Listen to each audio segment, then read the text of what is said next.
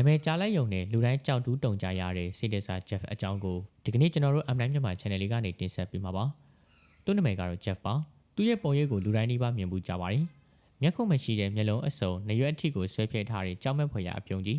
ဖြူဖြော့ပြီးတော့ကြမ်းတမ်းနေတဲ့မျက်နှာဒီပုံရိပ်ကို2003ခုနှစ်လောက်ကတည်းကစတွေ့ခဲ့ရပေမဲ့ဒီလူငယ်လေးကဘလို့များဒီလိုမျိုးကြောက်စရာကောင်းတဲ့လူသက်သမားဖြစ်လာခဲ့တယ်လေဆိုတဲ့နောက်ွယ်ကဇလန်အစ်စ်မှန်ကိုတော့လူနှဲငယ်တာသိကြပါလိမ့်မယ်။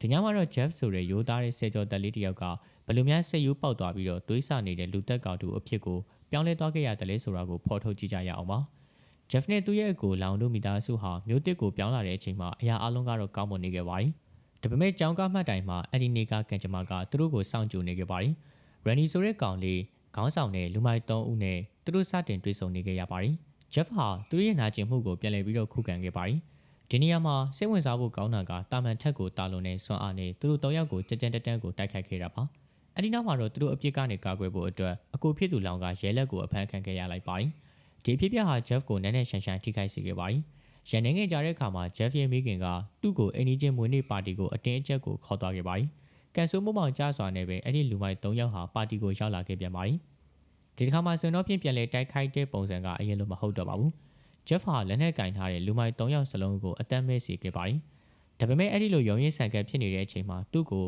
ဘော့ကာနဲ့အစွန်းချွတ်စေးတွေနဲ့ပတ်ဖြန်းခဲ့ပြီးနောက်ဆုံးကြံတဲ့လူမိုက်တစ်ယောက်ကသူ့ကိုမိရှို့ပစ်ခဲ့ပါတယ်။ Jeff ဟာမိတော့ကြားထဲမှာအော်ဟစ်ရင်းနဲ့မိမျောသွားခဲ့ရပါတယ်။သူဟာဆေးရုံမှာအချိန်တော်တန်ကြာကုသမှုကိုခံယူခဲ့ရပါတယ်။ Jeff ရဲ့ပတ်တီးတွေကိုဖိလိုက်တဲ့အခါသူ့မိသားစုရဲ့ဆရာဝန်တွေဟာအကြီးအကျယ်ထိတ်လန့်သွားခဲ့ကြပါတယ်။သူ့ရဲ့မျက်နှာအရည်ပြားဟာမီးလောင်ထားလို့ဖြူရော့ပြီးတော့အသားရည်လိုဖြစ်နေခဲ့ပါတယ်။စပင်တွေကလည်းမဲနှံ့နေပြီးနှကန်းတွေကအနီရင်းရောင်လိုကိုပြောင်းလဲနေခဲ့ပါတယ်။ဒါပေမဲ့ Jeff ကတော့ကိုမှန်နေကြည့်ပြီးတုံရင်စွာရေမောနေခဲ့ပါတယ်။သူကတော့သူ့ရဲ့မိကွန်ကြည့်ပြီးကြောက်စရာကောင်းတဲ့စကားတစ်ခုကိုပြောခဲ့ပါတယ်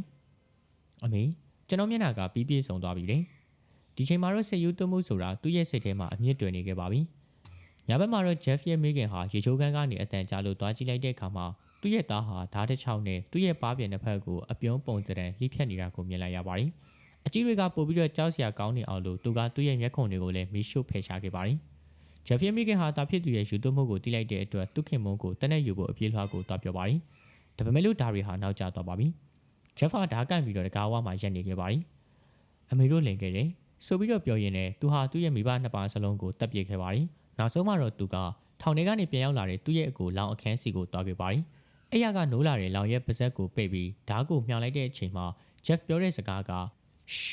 တွားပြီးအဲ့တော့ဆိုပြီးတော့ပြောခဲ့တဲ့သူ့ရဲ့စကားကကနဝင်တင်ခဲ့ပါတယ်။ဒီလိုနဲ့ပဲ Jeff ဟာကဘာတဝမ်းကလူတွေကိုခြောက်လန့်နေတဲ့လူသက်သမားတစ်ယောက်ဖြစ်လာခဲ့ပါတယ်။